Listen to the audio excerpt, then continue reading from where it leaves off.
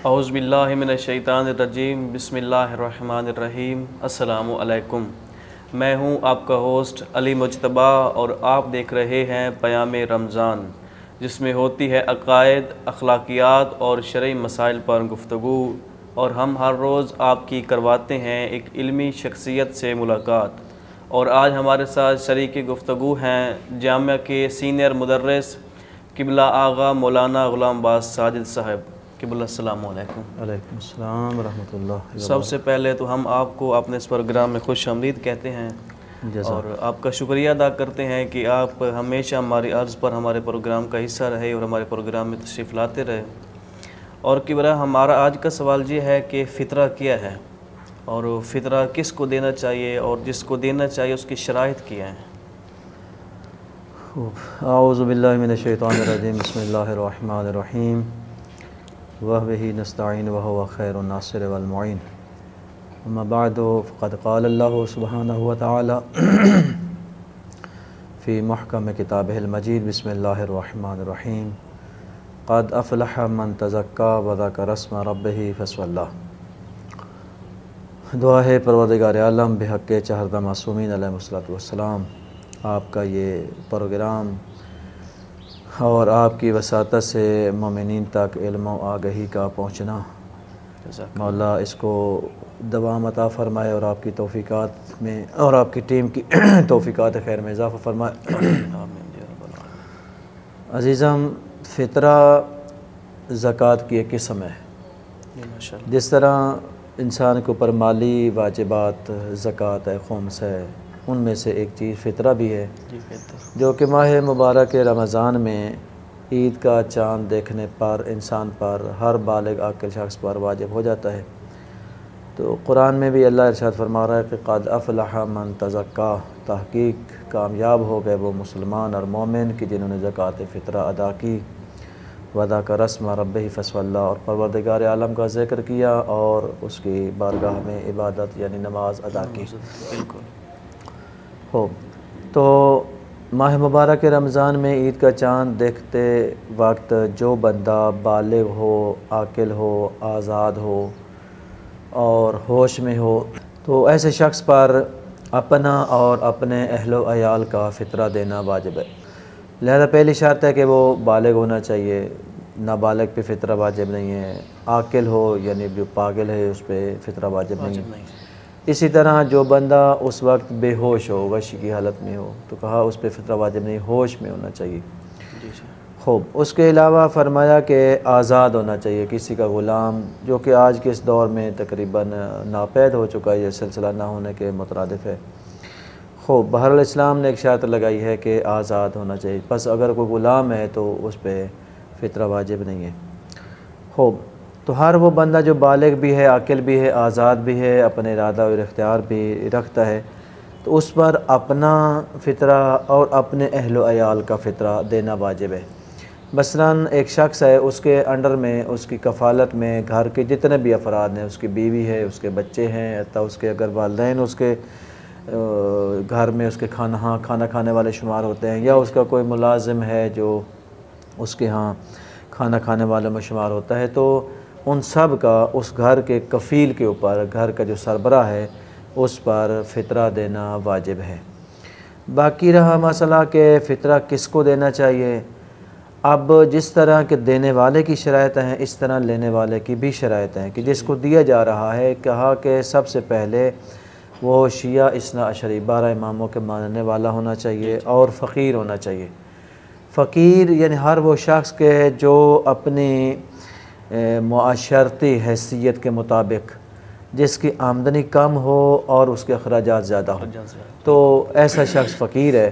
मिसाल के तौर पर एक बंदा, उसकी 20,000 आमदनी है, अब वो आमदनी किसी भी वसाता से वो कमाई करता है, या नौकरी है, या ज़मींदारा है, या मतलब मेहनत मजदूरी है, मगर उसके अखराजात जो हैं वो 25,000 के लगभग है।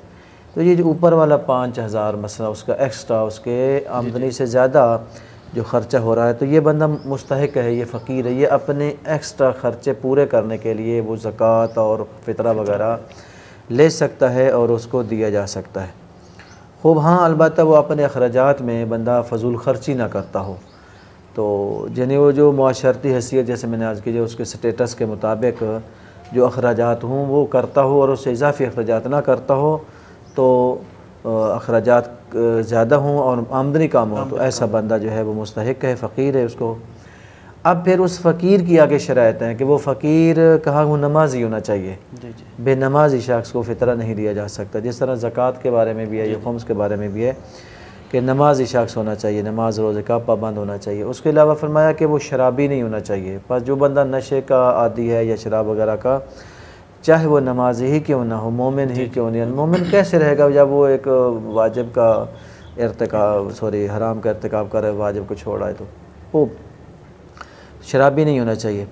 इसी तरह फरमाया कि वो शख्स अलल एलान खुलम खुला गुनाह न करता हो। मिसाल के तौर पर एक बंदा अपने आप को शिया इस्नाशरी भी कहता है, नमाजी भी है, लेकिन वो शेव करवाता है, तो ये शेव ऐसा गुनाह है कि जो फ़िस्क के ज़ुमरे में आता है। फ़िस्क यानी जो अलल एलान सब के सामने। हाँ, एक बंदा अगर छुप छुपा कर करता है, लोगों को पता नहीं है, ज़ाहिरन ठीक है, मतलब नमाज रोज़े का पाबंद है। अगर तन्हाई में छुप के कोई गुनाह कर लेता है तो वो उसका मामला अल्लाह के साथ है, लिहाजा हम उसको फ़ितरा मतलब वो मुस्तहिक दे सकते। लेकिन ये है कि शेव करवाता है, ये खातून है जो बेपर्दा है तो चाहे वो नमाज़ पढ़ती हो लेकिन अपने आप को शिया इस्नाशरी भी कहते, बेपर्दगी का इजहार करती है, पर्दे का ख्याल नहीं रखती, तो ऐसी खातून को भी चाहे वो मुस्तहिक हो, फ़कीर हो, उसको फ़ितरा नहीं दिया जा सकता। तो ये हैं वो मतलब है। और अक्सर ये सवाल होता है कि क्या अहले सुन्नत को फ़ितरा दिया जा सकता है, तो मैंने चूँकि पहले अर्ज़ किया कि शिया इस्ना अशरी होना चाहिए। हाँ, अलबत्ता ज़कात के मसारिफ में से एक मसरफ़ है कि जहाँ पर अगर ऐसे अहले सुन्नत बरादरान के जो बस अगर उनको ज़कात दी जाए तो वो मज़हब शिया की तरफ माइल हो जाएंगे, या कम अज़ कम वो शियों की मुखालफत नहीं करेंगे या नुकसान नहीं पहुँचाएँगे, तो ऐसे अफराद को ज़कात जो है वो दी जा सकती है।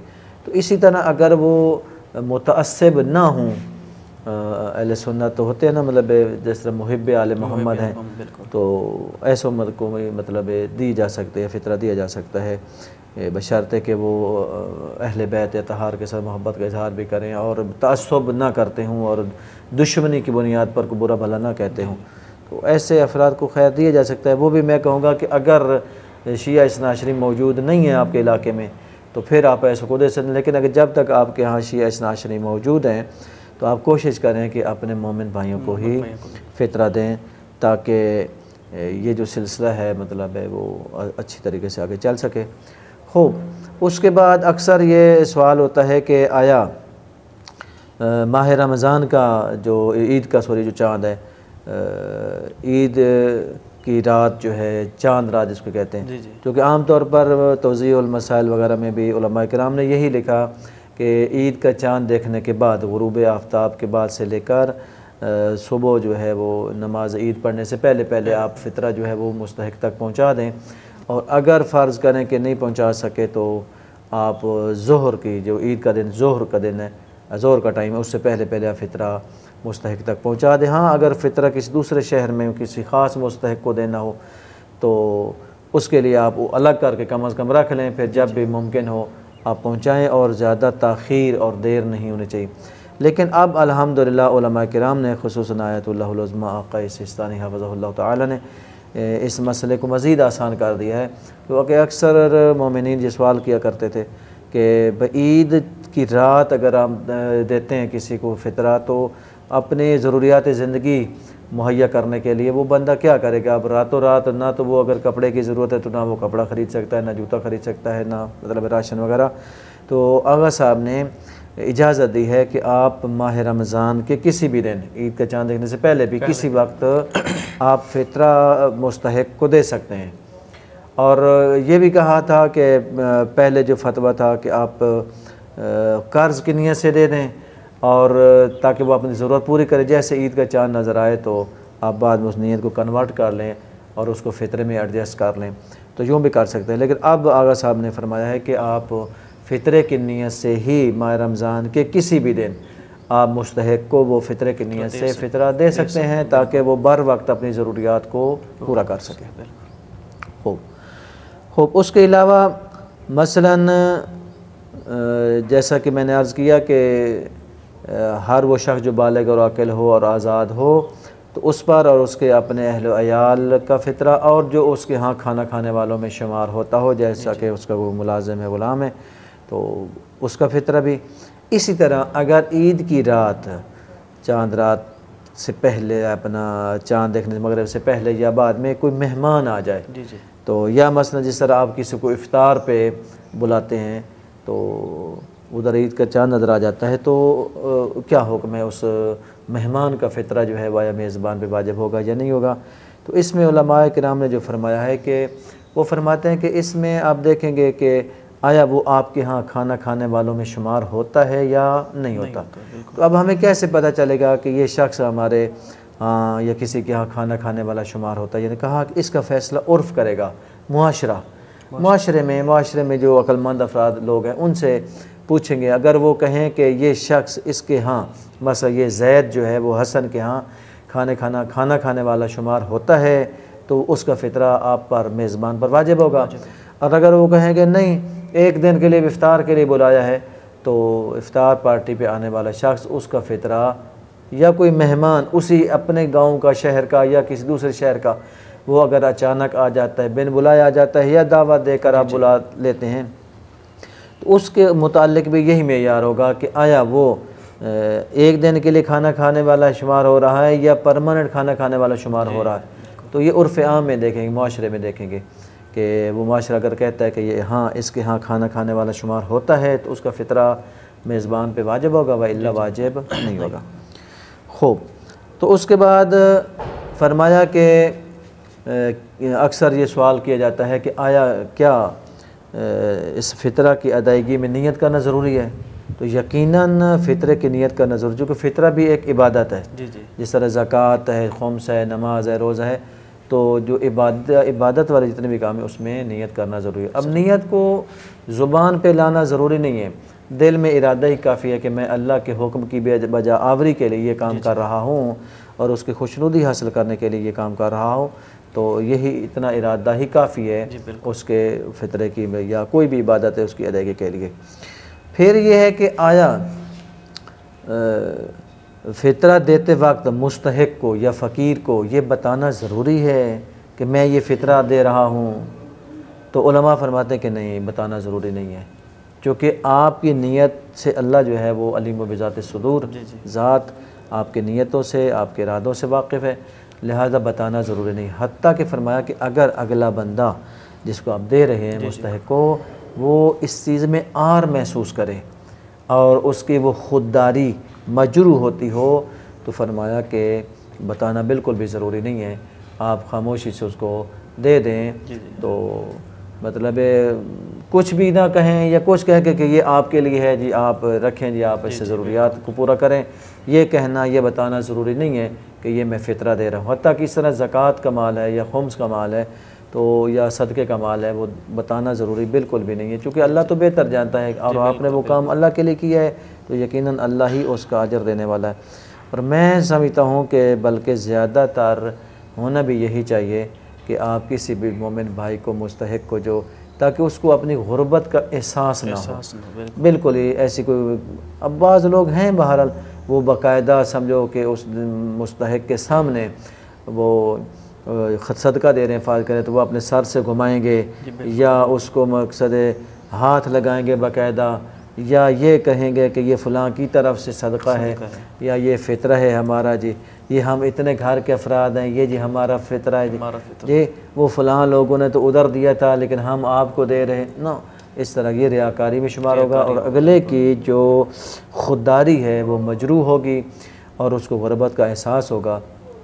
लेकिन खुदावंद आलम ने एक सहब माल के माल में मुस्तहिकीन का हक़ रखा है, तो वो हमें देना है। ये जिस तरह बाकी नमाज वाजिब है तो किसी को बता के पढ़ना कि जी मैं नमाज़ पढ़ने जा रहा हूँ या मैं मस्जिद में जा रहा हूँ नमाज़ पढ़ने, ये जमात के साथ पढ़ने, ये रियाकारी शुमार होती है और उल्टा अमल बातिल हो जाता है। तो ये अमल भी चूँकि इबादत है, तो इसको इबादत को जितना हो सके ऐसी राजदारी के साथ इंजाम दें कि हत्ता के सदक़ात व खैरात के बारे में तो फरमाया कि अगर आप दाएं हाथ से दे रहे हैं तो बाएं हाथ को भी पता नहीं चलना चाहिए। तो ये थे मुख्तसर फ़ितरे के अहकाम के जो एक इबादत है, और इसके बारे में फ़रमाया कि ये माह मुबारक रमज़ान के रोज़ों की कबूलियत की शर्त है और आइंदा साल तक इंसान की हिफ्ज़ व अमान और इंसान के माल और रिज़्क़ में बरकत और तरक्की का सबब बनता है ये फ़ितरा। तो लिहाजा ये ज़रूर अदा करना चाहिए। बाज़ लोग ये कहते हैं कि जी हमने चूँकि रोज़े नहीं रखे तो फ़ितरा ना, किसी ने रोज़े रखे हों, रोज़ा एक अलग वाजिब है, फ़ितरा एक अलग वाजिब है, ये दो अलग अलग वाजिब है। तो लिहाजा अगर एक वाजिब इंजाम नहीं दिया तो कम अज़ कम दूसरा जो है वो इंजाम देना चाहिए, उसको नहीं छोड़ना चाहिए।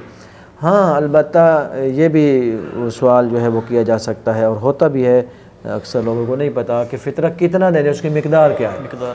तो फरमाया कि फ़ितरा जो है वो फ़ी नफ़र के बदले में 3 किलो आटा या गंदम या चावल या जो जिन्स आपके इलाके में मतलब ज़्यादा खाई जाती है, जिस इलाके में मतलब खजूरें बतौर ख़ुराक और ग़िज़ा खाई जाती हैं या ज़्यादा इस्तेमाल होती हैं, तो वो 3 किलो खजूर या उसकी कीमत। जो लोग चावल ज़्यादा इस्तेमाल करते हैं मसलन साल भर में, तो वो 3 किलो चावल या चावलों की कीमत, या जो जिन इलाकों में मसलन गंदम वगैरह इस्तेमाल होती है तो वो गंदम जो है वो 3 किलो गंदम या उसकी कीमत जो है वो बतौर फ़ितरा मुस्तहिक तक पहुँचाएँ। अब ज़ाहिर उसमें आप तयन नहीं कर सकते कि मतलब इतने रुपए बनते हैं, क्योंकि एक तो यह कि इलाके वाइज कीमत, गंदम की कीमत भी जो है वो फ़र्क करती है। कहीं मसलन 4000 का मन है, कहीं 3900 का मन है। आजकल के अंदाजे के मतलब जो गवर्नमेंट ने जो ऐलान किया वो सुना 3900 का, तो 4000 भी लगा लें तो 4 मतलब 100 रुपये का किलो बनता, तो 300 रुपये बनेंगे 3 किलो गंदम के मसलन।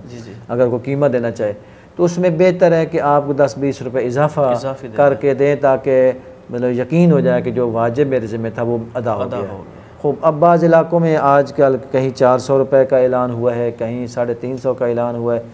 तो अगर आटे की कीमत को देखें तो 150 रुपये किलो आटा बनता है, वो तकरीबन 450 रुपये बनता है। तो अपने अपने इलाके के हिसाब से आप उसको मैनेज कर सकते हैं और कीमत का तयन करके, अगर आप कीमत देना चाहें तो वो कितनी कीमत बनती है वो आप 10-20 रुपये इजाफा करके दे दें। तो दुआ है परवरदिगार आलम हमें दीगर वाजिबात के साथ साथ इस फ़ितरा जो कि इबादत है ये भी, इस वाजिब को भी अदा करने की और मुस्तहिकीन तक बर वक्त पहुँचाने की तौफ़ीक अता फ़रमाए। वस्सलामु अलैकुम वरहमतुल्लाहि वबरकातुहू। माशाल्लाह माशाल्लाह, जज़ाकल्लाह, बहुत शुक्रिया आगा जान। तो मेरे नाज़रीन, आज हमारे साथ शरीक गुफ्तगू थे क़िबला आगा मौलाना ग़ुलाम अब्बास साजिद साहब के, जो कि फ़ितरा के हवाले से बहुत, फ़ितरा के मसाइल से बहुत ही खूबसूरत तरीके से उन्होंने आगाह फरमाया है। और आज के हमें इस प्रोग्राम के लिए दीजिए इजाज़त। वस्सलाम, अल्लाह निगहबान।